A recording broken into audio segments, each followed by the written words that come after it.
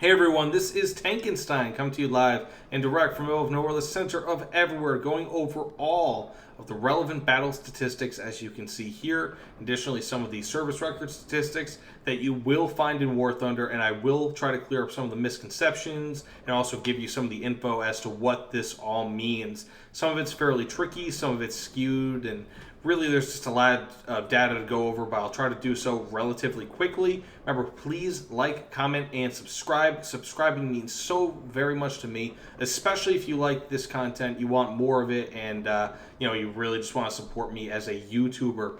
Remember, again, just please comment and tell me what you guys think in the bottom, but without further ado, let's get into this. So really, I'll just start off with the most obvious thing here, and that comes to the victories to battles ratio. And essentially, I've got a 55% ratio here. That means that out of all the matches I've played, at this point, just under 5,500, I've won just over 3,000 of them. And that gives me an overall placement of 382,637. So that really just, this placement depends on your win ratio. So there could be someone with 200 games played, and they could have won 150 of them, giving them a 75% ratio. That doesn't mean that they're necessarily good. For example, their relative position on their team could be awful, but their placement here could be amazing. A better, I guess you could say, measurement, a better way to see this would be on the last month.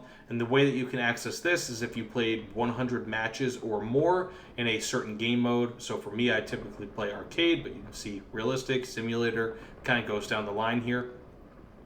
And as you can see here, I have a 57% ratio, so out of 185 games played, I have 107 wins, and I'm in rank 20,000 basically, specifically 20,073. So that kind of goes into that. This could also be skewed towards if you're on a really good squadron, your ratio of wins will go up. I know that, for example, when I joined my squadron here at VPO, my ratio of wins went up by a few percentage points, and at some points in some months I have over a 60% win rate, especially when I'm playing with them more often. So that kind of leads right into my relative position on the team discussion here. So this one's fairly tricky and is not something that a lot of people are used to. War Thunder is kind of a strange way of ranking their players, and this is something that is very heavily skewed, oftentimes very heavily weighted towards successful bombers. But really what this is at its heart is if there are, as you can see here, 5 people on your team. So this is a team-based, I guess you could say, stat. So if there's 5 people on your team and you have one person who has 1,000 points and everyone else has 1 point fewer than the person above them, then you will have a 100% rating, 75, 50, 25, and 0. It doesn't matter if there's only 5 points separating between the highest and the lowest. The person with 96 points will have 0%, and the person with 1,000 will have a much higher percentage, or 995 points, my apologies. So that is something to take into consideration here. So you could also have 1,000 points on your team, and the entire enemy team could have 5,000 points plus. I know that that's not going to happen, but let's say if that were to happen, you could have literally 1/5 of the lowest person's points on their team, and you could get 100%, and they could get 0%. So this is very, very strange. It's not really a great way to measure how good a person is. Typically, those with a higher than 50% on this will be a little bit better, but it's very difficult to tell. For example, somebody could have a 40% win rate and they could have an 80% leaderboard relative position on their team. Does that mean that they're good? Possibly, but that could also mean that they're very good compared to other poor players. So if your entire team is doing terribly and you're doing just decently well, then your stats will be skewed towards looking far better than you might be if, let's say, you were typically on very good teams. And again, you can kind of tell good players by looking at their win rate as compared, or in comparison, or in addition to the relative team position. So if they've got around a 55 or 60% plus win rate and they're also really good on the relative position on their team, typically that means that not only are they a contributor towards winning, but that also means that amongst good players, they themselves are very good. So there's not really, again, a very good measurement to tell how good someone is, but you can kind of figure it out by looking at these two statistics primarily, but also a little bit when it comes to PvP rating. So PvP rating is essentially calculated just on how many silver lions you've earned in your most successful games. So, for example, let's say if you've had 100 matches played, and this is decreased every 2 weeks. So, but let's just say you've had 100 matches played, and out of those 100 matches, your 5 most successful matches have earned you 100,000 or more silver lions. So that is how you will be based on this. Again, this is kind of skewed towards bombers. Bombers tend to earn far more silver lions than people who dogfight. But again, if you have a lot of silver lions earned in your most successful matches, your PvP rating will be higher. This is also skewed, if I'm not mistaken, towards people who have premium accounts, being that they earn more silver lions. I don't believe that they take into consideration what your base is without the premium account, which could very well explain why this is so much higher relative to everyone else compared to my relative position on my team. And with these two, you can look at your last month as well as with these 3 statistics I'll be going over in just a moment. But with the PvP rating being that it is reset or changed every 2 weeks, it does not factor into the last month difference here. So one other thing to note on this main screen here are the amount of targets destroyed. So you have naval right here, ground, and air. When it comes to air, that does not necessarily mean that you destroy these all in arcade or in aerial battles, or ground in ground battles, tank battles, and naval in naval battles. I have not destroyed over 1,000 naval vessels when it comes to playing my German ships. I wish I have, but I'm not that good with ships quite yet. Rather, what this means is that across all of the game modes, across all of, whether you're playing aerial, ground, or naval, that you've destroyed this many planes. So I could have been playing, for whatever reason, a ton of anti-aircraft and shot down 2,000 air targets. That would directly impact this value here. Vice versa, if I'm more of an attacker when it comes to flying planes, I will destroy more ground targets and also more naval targets as well. So that's, again, not something that you should take a lot of stock in. If somebody has a very high number here, that could be partially influenced by if they play a lot of anti-aircraft, whether in tanks or at this point in naval targets or in naval battles.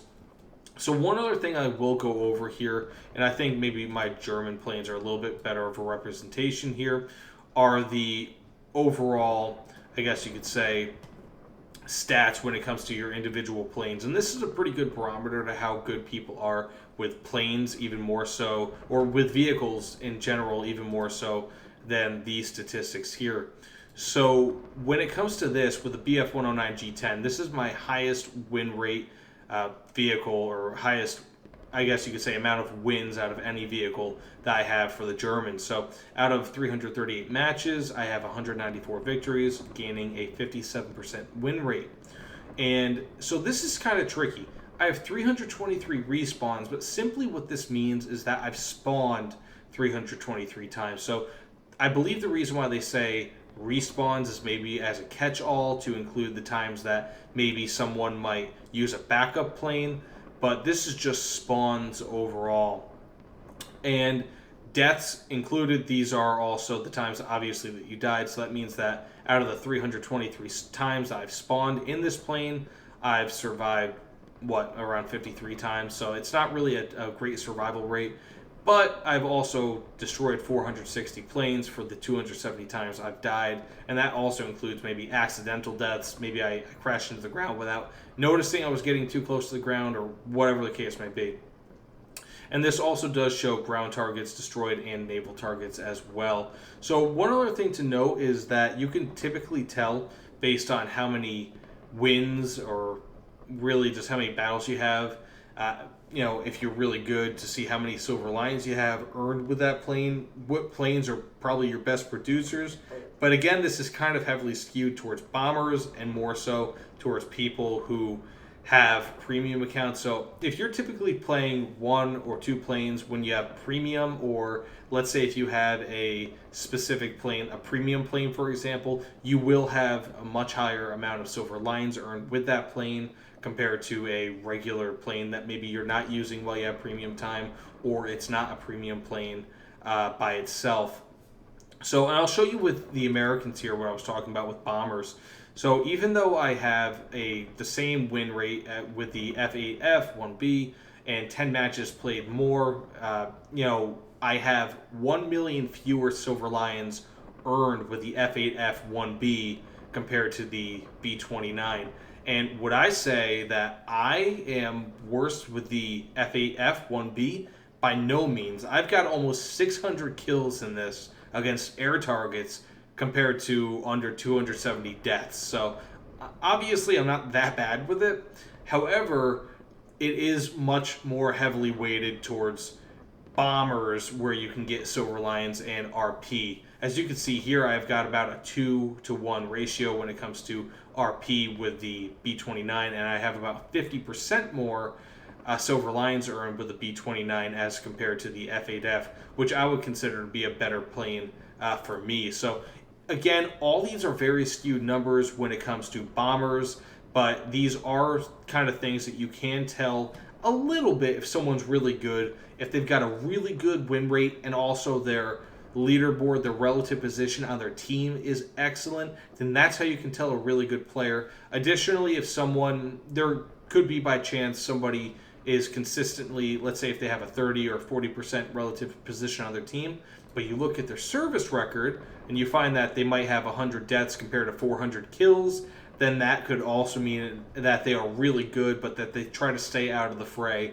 when possible. So there's a lot going into these statistics. They're not really a great determinant as to whether or not someone is great or good at this game. It's not like kill to death ratio in Call of Duty, where that's kind of more black and white.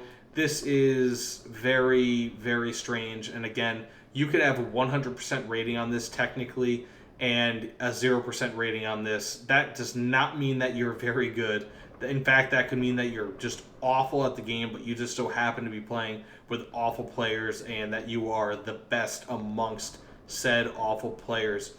Either way, what do you guys think? I hope this cleared up so much of the confusion when it comes to battle ratings and various statistics when it comes to PvP. Remember, please like, comment, subscribe, especially if you like this, and especially if you want to see more content from me in the future. I'll try to give more explanation videos like this, but hopefully better in the future.